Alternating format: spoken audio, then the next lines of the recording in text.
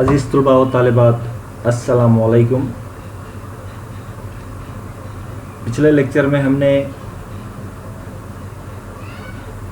افسانے کی تعریف اور پھر نصاب میں شامل جو افسانہ نگار جن کے افسانے کا آغاز آج ہم کو کرنا ہے ان کا تعارف بھی دیکھا تھا۔ جیسا کہ بتایا گیا کہ افسانے میں وحدت تاثر ضروری ہے، پلاٹ ہوگا، ایک کہانی ہوگی، ایک مرکزی خیال کے تحت یا ایک وحدت تاثر دیتے ہوئے وہ کہانی اختتام کو پہنچتی ہے، اور ہم دیکھتے ہیں کہ زندگی کے کچھ شعبوں یا کچھ پہلوؤں کو افسانے میں اجاگر کیا جاتا ہے، پوری مکمل زندگی کا اس میں احاطہ نہیں کیا جاتا۔ نصاب میں شامل جو پہلا افسانہ ہے عیدگاہ، جس کے افسانہ نگار ہیں منشی پریم چند۔ تو منشی پریم چند کا ہم نے گزشتہ لیکچر میں جو تعارف دیکھا تھا اس سے یہ بات واضح ہو گئی تھی کہ منشی پریم چند دیہاتی زندگی پر روشنی ڈالنے والے یا دیہات کی زندگی جو روزمرہ مسائل سے دیہاتی لوگ گزرتے ہیں اس کو اپنے افسانوں میں بہت ہی خوبصورت ڈھنگ سے پیش کیا ہے، اور ان کے افسانوں میں جذباتی کیفیات دیکھنے کو ملتے ہیں۔ جو مہاجن ہوتے ہیں وہ غریبوں کا کس طرح سے استحصال کرتے ہیں، انہیں کس طرح سے لوٹتے ہیں، اس پر بھی انہوں نے بہت ہی خوبصورت ڈھنگ سے روشنی ڈالی ہے۔ ایسے کئی افسانے ہیں جس میں منشی پریم چند نے دیہاتی مسائل کو بہت ہی خوبصورت ڈھنگ سے پیش کیا ہے، اور قارئین اس سے بہت زیادہ متاثر بھی دکھائی دیتے ہیں۔ اسی لیے منشی پریم چند کو صف افضل کا افسانہ نگار بھی مانا جاتا ہے۔ منشی پریم چند نے ہندی کے ساتھ ساتھ اردو میں بھی افسانے لکھے ہیں، یعنی کہ اردو اور ہندی دونوں میں بھی انہوں نے افسانہ نگاری کی ہے۔ اس کے ساتھ ساتھ انہوں نے ناول بھی لکھے ہیں، ڈرامے بھی لکھے ہیں، اور منشی پریم چند کی یہ خوبی رہی ہے کہ سادی اور سہل زبان کا استعمال کرتے ہوئے انہوں نے مزدور طبقہ لوگوں کے مسائل کو بہت ہی خوبصورت ڈھنگ سے پیش کیا ہے۔ آج جس افسانے کی ابتدا ہم کرنے جا رہے ہیں جس کا عنوان ہے عیدگاہ، جیسا کہ آپ لوگ جانتے ہیں کہ عیدگاہ ہم کب جاتے ہیں، کیا ہوتا ہے، وہاں پہ نماز کس طرح سے ادا کی جاتی ہے۔ اب دیہاتوں میں کس طرح کا ماحول ہوتا تھا اور وہاں کے لوگ اپنے مسائل سے دوچار رہنے کی وجہ سے عید کس طرح سے مناتے تھے، ان تمام باتوں کا احاطہ اس افسانے میں منشی پریم چند نے کیا ہے۔ اس کا مرکزی کردار جو حامد ہے، ایک چھوٹا سا بچہ، اس مرکزی کردار کے ذریعے انہوں نے ایک جذباتی کہانی پیش کی ہے جو ہمیں بہت زیادہ متاثر کرتی ہے۔ تو چلیے طلباء و طالبات، ہم افسانے کی ابتدا کرتے ہیں، شروعات کرتے ہیں۔ اس کی عبارت کیا ہے دیکھیے، اس کی تمہید کس طرح سے انہوں نے بنائی ہے یا کہانی کس طرح سے شروع کی ہے۔ رمضان کے پورے 30 روزوں کے بعد آج عید آئی، کتنی سہانی اور رنگین صبح ہے۔ بچے کی طرح پرتبسم درختوں پر کچھ عجیب ہریالی ہے، کھیتوں میں کچھ عجیب رونق ہے، آسمان پر کچھ عجیب فضا ہے۔ آج کا آفتاب دیکھ کتنا پیارا ہے، گویا دنیا کو عید کی خوشی پر مبارکباد دے رہا ہے۔ گاؤں میں کتنی چہل پہل ہے، عیدگاہ جانے کی دھوم ہے، کسی کے کرتے میں بٹن نہیں ہے تو سوئی تاگا لینے دوڑا جا رہا ہے، کسی کے جوتے سخت ہو گئے ہیں، اسے تیل اور پانی سے نرم کر رہا ہے۔ جلدی جلدی بیلوں کی سانی پانی دے دیں، عیدگاہ سے لوٹتے لوٹتے دوپہر ہو جائے گی۔ دیکھیے منشی پریم چند نے افسانے کی شروعات کس ڈھنگ سے کی ہے۔ وہ کہہ رہے ہیں کہ رمضان کے 30 روزے مکمل ہو گئے۔ اتفاق کی بات ہے، ہم بھی آج کل رمضان میں ہی چل رہے ہیں، ہے نا۔ تو رمضان کے 30 روزے مکمل ہو گئے، اس کے بعد عید کا دن آیا ہے. تو وہ جو عید کی صبح ہے وہ کتنی سہانی اور رنگین صبح دکھائی دے رہی ہے، بہت ہی پیاری، بہت ہی دلکش، خوبصورت، بچے کی طرح پرتبسم درختوں پر کچھ عجیب ہریالی ہے. جس طرح سے معصوم بچے مسکراتے ہیں اور ان کے جو چہروں پہ ایک تبسم ہوتا ہے، تبسم کیا یعنی مسکراہٹ ہے، خوشی ہے، ہنسی ہے، تو وہ جو درختوں پر دکھائی دے رہا ہے، اس ماحول کا اثر، عید کی صبح کا اثر. کھیتوں میں کچھ عجیب رونق ہے، منظر کشی دیکھیے کتنے خوبصورت ڈھنگ سے کر رہے ہیں. وہ کہتے ہیں کہ کھیتوں میں عجیب رونق ہے، آسمان پر کچھ عجیب فضا ہے، آسمان کی فضا بھی کچھ عجیب معلوم ہو رہی ہے، روزمرہ کی جیسی فضا ہے ویسی معلوم نہیں ہو رہی ہے. آج کا آفتاب دیکھ کتنا پیارا ہے، گویا دنیا کو عید کی خوشی پر مبارکباد دے رہا ہے. وہ کہہ رہے ہیں کہ سورج بھی بہت پیارا لگ رہا ہے. وہ کیا کر رہا ہے؟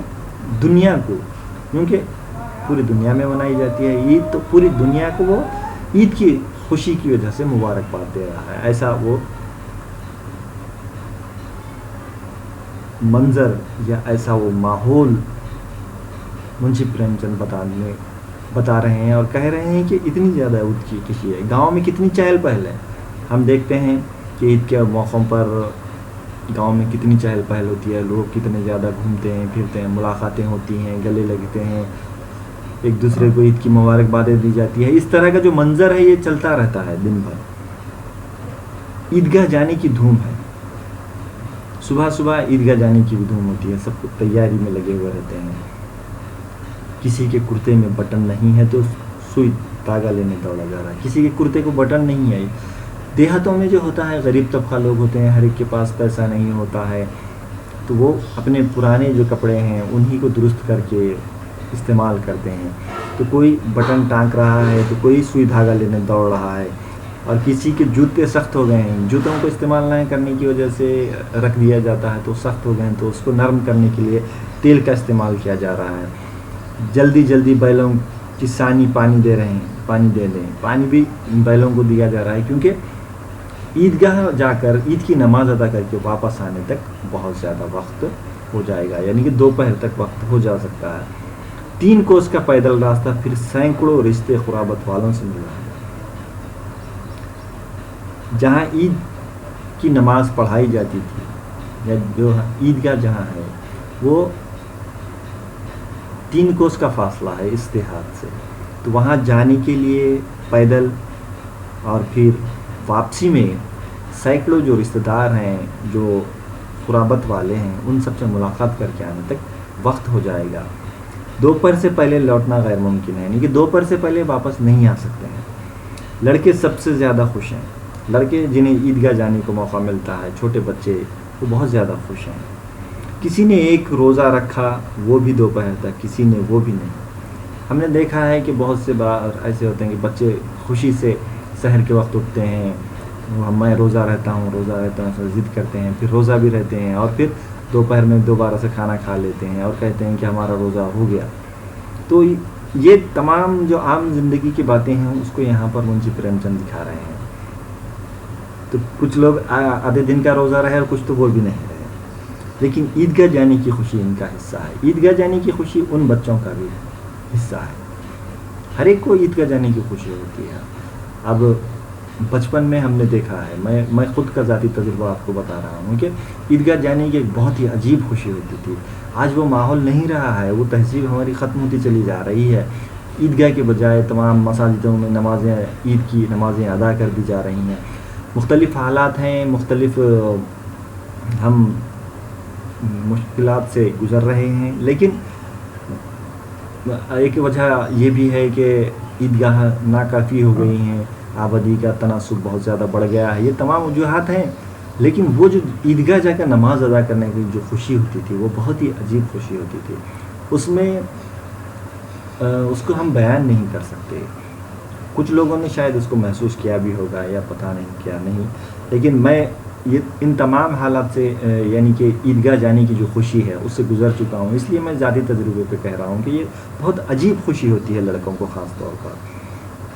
روزے بڑے بوڑھوں کے لیے ہوں گے، بچوں کے لیے تو عید ہے۔ منشی پریم چند کہہ رہے ہیں کہ روزے بڑے بوڑھوں کے لیے ہوں گے، یعنی کہ جن پر واجب ہیں، بڑے اور نوجوان ہیں یا بوڑھے ہیں یا بڑے لوگ ہیں، ان پر تو وہ واجب ہیں، وہ رہیں گے روزے، لیکن عید کی خوشی تو بچوں کی ہی ہوتی ہے بہت زیادہ۔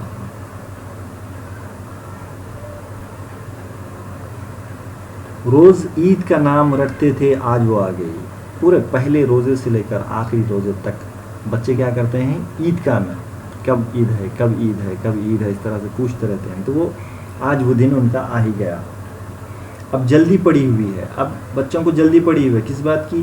کہ عیدگاہ کیوں نہیں چلتے، چلو جلدی۔ بچے پہلے گھر میں بھی دیکھا جاتا ہے کہ بچے سب سے پہلے تیار ہو جاتے ہیں اور ضد کرنے لگتے ہیں کہ چلو جلدی چلو عیدگاہ جانا ہے۔ انہیں گھر کی فکروں سے کیا واسطہ؟ منشی پریم چند کہہ رہے ہیں کہ بچوں کو، وہ جو معصوم بچے ہیں ان کو کیا سمجھ ہے، وہ اس بات سے واقف ہیں، اور گھر میں جو گھر کے بڑوں کو جو فکریں ہیں اس سے انہیں کیا واسطہ؟ سیویوں کے لیے گھر میں دودھ اور شکر میوے ہیں یا نہیں؟ دیکھیے منشی پریم چند نے بہت ہی خوبصورت ڈھنگ سے سماج میں جو غریبی پھیلی ہوئی ہے اس کی عکاسی کرنے کی کوشش کی ہے، اور خاص طور پر دیہاتوں میں جو مزدور طبقہ لوگ ہوتے ہیں ان کے گھروں کے جو قسم پرسی کی حالت ہوتی ہے اس پر انہوں نے یہاں روشنی ڈالنے کی کوشش کی ہے۔ وہ کہہ رہے ہیں کہ سیویوں کے لیے گھر میں دودھ اور شکر میوے ہیں یا نہیں، اس کی بھی انہیں فکر نہیں ہے بچوں کو۔ وہ کیا جانے ابا کیوں بدحواس گاؤں کے مہاجن چودھری قاسم علی کے گھر دوڑے جا رہے ہیں، ان کی اپنی جیبوں میں تو قارون کا خزانہ رکھا ہوا۔ بچے اس بات سے ناواقف ہیں کہ ان کے ابا بدحواس ہیں، یعنی کہ ان کے حواس کھو گئے ہیں، وہ پریشان ہیں، اور گاؤں کا جو مہاجن ہے چودھری قاسم علی اس کے گھر دوڑے چلے جا رہے ہیں، اور بچوں کو ایسا لگ رہا ہے، بچوں کو اپنی جیب، انہیں تو ایسا محسوس ہوتا ہے کہ قارون کے خزانہ ان کی جیب میں پڑا ہوا ہے، یعنی کہ وہ ان فکروں سے آزاد ہیں، بار بار جیب سے اپنا خزانہ نکال کر گنتے ہیں۔ بچوں کو جو عیدی ملتی ہے وہ قارون کے خزانے سے کچھ کم نہیں دکھائی دیتی ہے۔ بہت ہی خوبصورت ڈھنگ سے منشی پریم چند نے یہ بات بیان کی ہے کہ بچے بار بار اپنی جیب میں جو پیسے ہیں اس کو نکالتے ہیں، گنتے ہیں، وہ کس طرح انہیں محسوس ہو رہا ہے کہ قارون کا خزانہ محسوس ہو رہا ہے۔ دوستوں کو دکھاتے ہیں اور خوش ہو کر رکھ لیتے ہیں، دوستوں کو بتاتے ہیں پھر خوش ہو کر رکھ لیتے ہیں، ایسا ہوا ہے، ہم نے دیکھا ہے کہ ایسا اکثر ہوتا ہے۔ انہی دو چار پیسوں میں دنیا کی 7 نعمتیں لائیں گے، کھلونے اور مٹھائیاں اور بگل اور خدا جانے کیا کیا، اور سب سے زیادہ خوش ہے حامد۔ تو یہ اپنے جیب سے پیسے نکالتے ہیں، دوستوں کو دکھاتے ہیں، اور وہ جو جیب میں 2-4 پیسے عیدی کے جمع ہوئے ہیں اس سے دنیا کی 7 نعمتیں وہ لانے کے لیے تیار ہیں، اس میں کھلونے ہیں، مٹھائیاں ہیں، بگل اور خدا جانے کیا کیا لائیں گے، اور ان سب میں سب سے زیادہ خوش کون دکھائی دے رہا ہے؟ حامد دکھائی دے رہا ہے۔ حامد کون ہے اس کے بارے میں تھوڑا سا دیکھتے چلا۔ وہ 4 سال کا غریب صورت بچہ ہے جس کا باپ پچھلے سال حیضی کی نظر ہو گیا، اور ماں نہ جانے کیوں زرد ہوتی ہوتی ایک دن مر گئی۔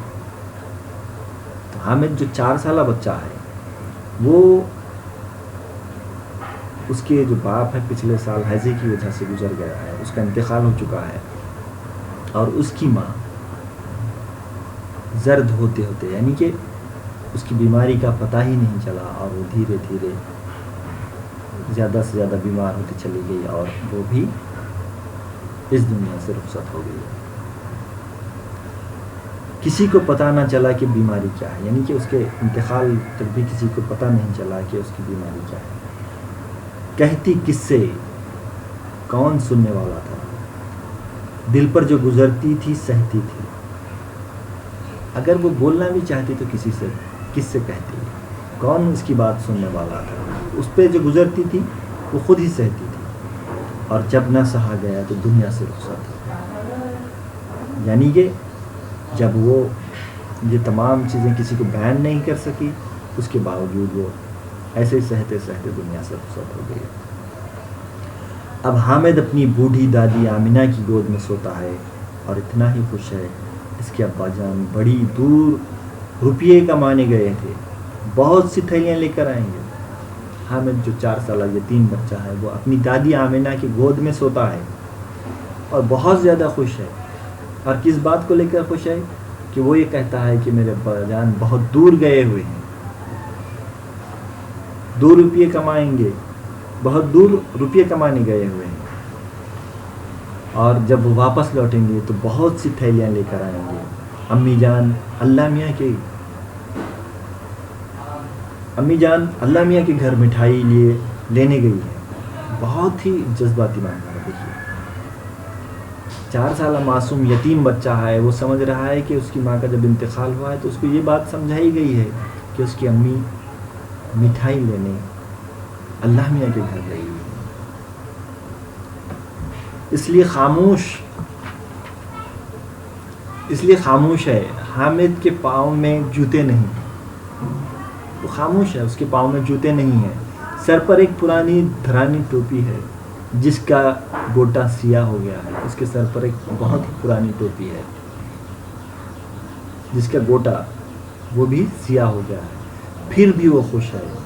جب اس کے ابا جان تھیلیاں اور اماں جان نعمتیں لے کر آئیں گی تب وہ دل کے ارمان نکالے گا۔ وہ کیا سوچتا ہے؟ جب اس کے ابا جان واپس لوٹ کر آئیں گے دور سے تھیلیاں لے کر، اور اس کی امی جان اللہ میاں کے پاس سے نعمتیں جب لے کر آئیں گی تو وہ اس کے بعد وہ انہیں اپنے ارمان پورے نکالے گا ان تھیلیوں سے، ان نعمتوں سے۔ تب دیکھے گا محمود اور محسن آذر اور اسی کہاں سے اتنے پیسے لاتے، دنیا میں مصیبتوں کی ساری فوج لے کر آئے، اس کی ایک نگاہ معصوم سے پامال کرنے کے لیے کافی ہے۔ اس کے جو دوست ہیں وہ ان کو بتائے گا، محمود ہے، محسن ہے، آذر ہے، سمیم ہے، یہ سب لوگ اس کو، ان کے پاس پیسہ ہے، ان کے والدین حیات ہیں، اور یہ دنیا میں جو مصیبتیں ہیں ساری کی فوج، مصیبتوں کی ساری فوج لے کر آئے، تو پھر وہ اس نگاہ معصوم اس کی ایک نگاہ معصوم سے پامال کرنے کے لیے کافی ہے۔ دوسروں کے پاس جو پیسہ ہے وہ ہے، اس کی معصوم نگاہ اس پر اگر پڑتی ہے تو وہ سب پامال ہو جائے گا۔ ایسا ایک خیال یہاں پہ انہوں نے پیش کیا۔ حامد اندر جا کر آمنہ سے کہتا ہے، حامد اپنی دادی سے آمنہ سے کہہ رہا ہے، تم ڈرنا نہیں اماں، میں گاؤں والوں کا ساتھ نہ چھوڑوں گا۔ 4 سالہ یتیم بچہ کس ڈھنگ سے اپنی دادی کو ہمت کی بات کر رہا ہے۔ دیکھیے، تم ڈرنا نہیں اماں، میں گاؤں والوں کا ساتھ نہ چھوڑوں گا، بالکل نہ ڈرنا۔ ایک بچہ 4 سالہ اپنی دادی کو، جس کے والدین نہیں، ایک یتیم بچہ اپنی دادی کو ہمت کی بات کر رہا ہے کہ تم ڈرنے کی بات نہیں ہے ماں، میں گاؤں والوں کا ساتھ نہیں چھوڑوں گا۔ لیکن آمنہ کا دل نہیں مانتا، دادی اس کا دل کیسے مانے گا؟ ایک 4 سالہ بچہ اکیلے 3 کوس کا فاصلہ عیدگاہ جانے کا، وہ کیسے جائے گا اور لوٹے گا کیسے؟ وہاں تو بہت بھیڑ ہوگی، بہت سارے لوگ ہوں گے، گاؤں کے بچے اپنے اپنے باپ کے ساتھ جا رہے ہیں۔ آمنہ کو بڑی فکر ہوتی ہے کہ گاؤں کے تمام بچے اپنے اپنے باپ کے ساتھ جا رہے ہیں، حامد کیا اکیلا ہی جائے گا؟ اس بھیڑ بھاڑ میں کہیں کھو جائے تو کیا ہو؟ اس کو فکر کھائے جا رہی ہے کہ سب بچے تو اپنے باپ کے ساتھ جا رہے ہیں اور حامد اکیلا کیسے جائے گا، اور اس بھیڑ بھاڑ میں کھو جانے کا بھی ڈر ہے۔ نہیں، آمنہ اسے تنہا نہ جانے دے گی، آمنہ اسے تنہا نہیں جانے دے سکتی۔ ننھی سی جان ہے، 3 کوس چلے گا پاؤں میں چھالے نہ پڑ جائیں؟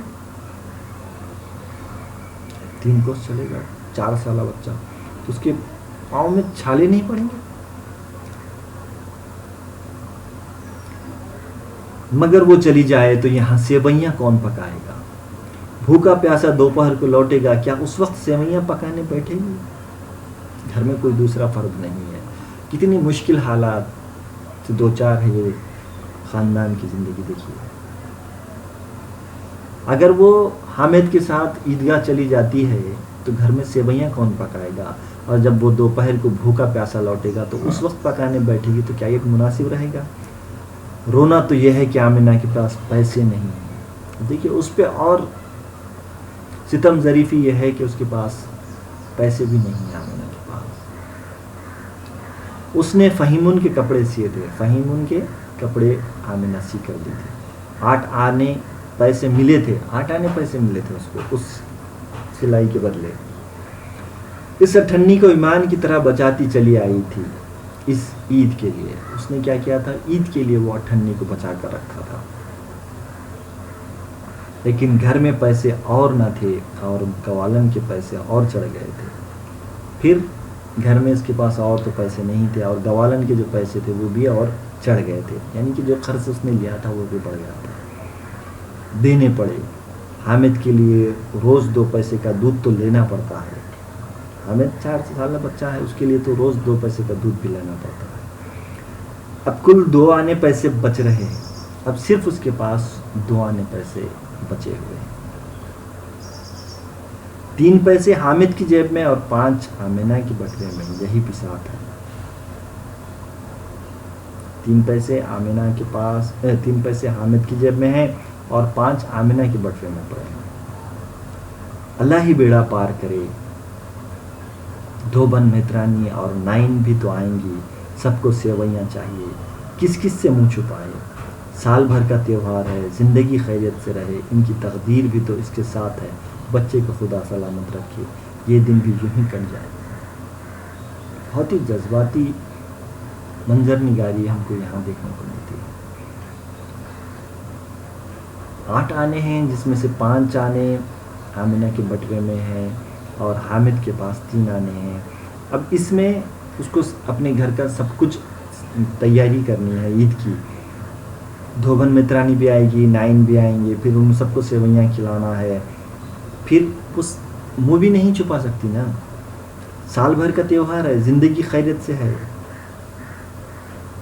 اگر تقدیر اچھی رہی تو پھر بچہ سلامت رہا تو اور بھی یہ مشکل کے دن کٹ جائیں گے اور اچھے دن آئیں گے، ایسا وہ تصور کرتی ہے.